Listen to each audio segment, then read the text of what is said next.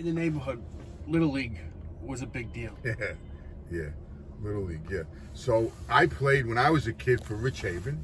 That was out of Richmond Hill because my father's friend Rudy, who was a fireman, his son was already a member of that Little League.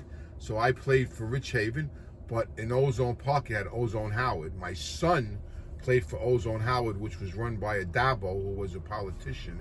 And actually, when they needed equipment, they came to us. Matter of fact, they got robbed once, and Pete Gotti actually replaced all the equipment that was robbed.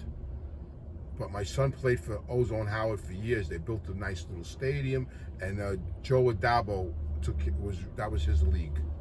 So, you want to talk about Little League? When I got out of prison in 1991, right?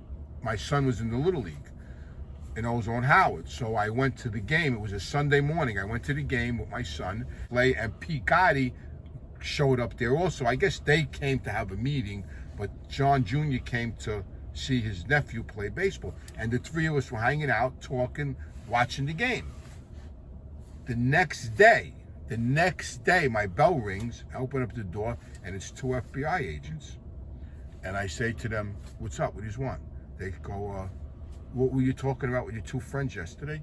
I said, "What are you talking about?" They go, "You were with John Jr. and Pete Gotti yesterday." I said, "I was at my son's Little League game. What are you, crazy?" I said, "What are you talking about?" That was his nephew playing baseball. They believed that we had a meeting there, that we used that as a front.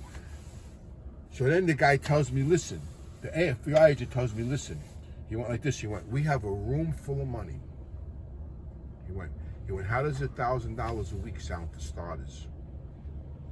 So I looked at him. Now, back then, I was still, mobbed up. It wasn't even a thought in my mind. I told him, "What are you, fucking crazy?" I said, "Get the fuck out of here." I told him. I said, "Who do you think you're talking to?" And he goes, "Oh, yeah?" He goes, "I'll be back." I said, "All right, good. This is where I live." And he left. 2 days later, my bell rang again. I opened up. It was him. He took a subpoena and he threw it at me. And he fucking gave me a subpoena to go in front of the grand jury. Yeah. That was because I went to my son's Little League game. You want to talk about Ozone Howard? Yeah. Cost me $500. I had to get a lawyer to come with me to get the subpoena squashed. I had to give the guy $500 to take a ride with me. After that, to go to my son's Little League game.